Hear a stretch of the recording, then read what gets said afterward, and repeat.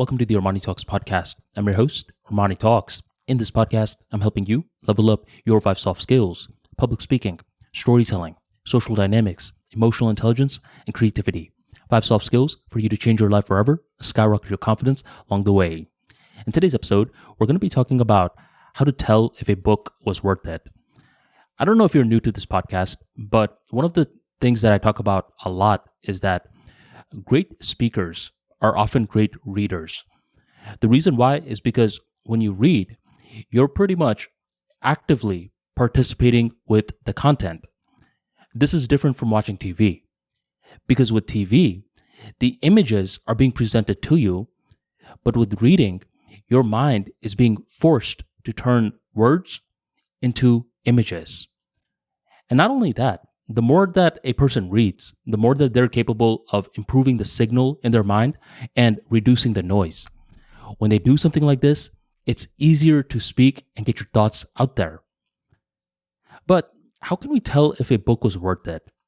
Because just like tweets, podcasts, videos, there's a lot of books out there, and not all of the books are good. Sometimes people will just slap together something just so they could publish it and be like, hey guys, look, I'm an author. I have a very standard measurement to tell if a book was good or if it was trash. If I got at least one idea out of this book, then it was worth it. That's it. This is why I'm very big into finishing books from beginning to end.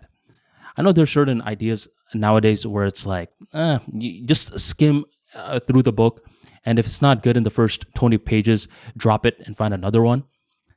I'm not a big fan of that idea, because there's been a couple of times where I'm reading a book and I'm like, oh great, this is crap. But by the last 30 pages, I discover an idea and I'm like, whoa, that's a brilliant way of looking at it. I actually recalled that this happened with one of Dan Kennedy's books. Dan Kennedy is this very famous copywriter, and he has a lot of books out. So if you ever want to go into the copywriting rabbit hole, just read his books. So you're over here reading a bunch of his books, and eventually you're starting to be like, okay, I get the general gist of Dan Kennedy's philosophy. Then what happened to me was there was this one book of his that I read. I believe it was called The Renegade Millionaire, something like that. And as I'm reading the book, I'm like, oh great, he's just repeating the ideas that he's been repeating in all of his other books. I'm just over here wasting my time. But by the final 25 pages, there was something that he said which was very insightful. He's like, the best businesses out there are not product businesses, they're process businesses. And what he was trying to say was that you shouldn't just sell a product alone. You should be very astute on the processes that allows the products to come to life. That's what Apple does. That's what Amazon does. That's what Google does. And when he said that idea, it made me think of ArmaniTalks in a completely different light. I realized that it wasn't just the podcasts, the books, the videos that were the products of the ArmaniTalks brand. Instead, what allowed this to even come into fruition in the first place? And on that day, I started to take the draft section much more seriously for all of these different platforms. Right now, I'm recording this on Audacity, and I'm uploading it onto SoundCloud.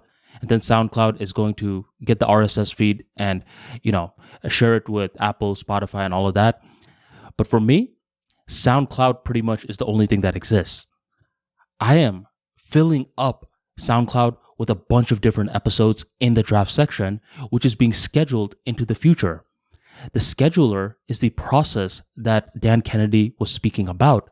And this was an idea that I discovered in the end portion of Dan Kennedy's book, which made me think, okay, I got at least one useful idea out of this book. Therefore, this book was worth it. So the next time you're reading, don't read with such a defeatist attitude where you're like, oh, great, I'm already a quarter way through or 85% way through, and I still haven't discovered anything. Because you never know. Some of the greatest ideas are at the end of the book, and sometimes it may even be on the last page.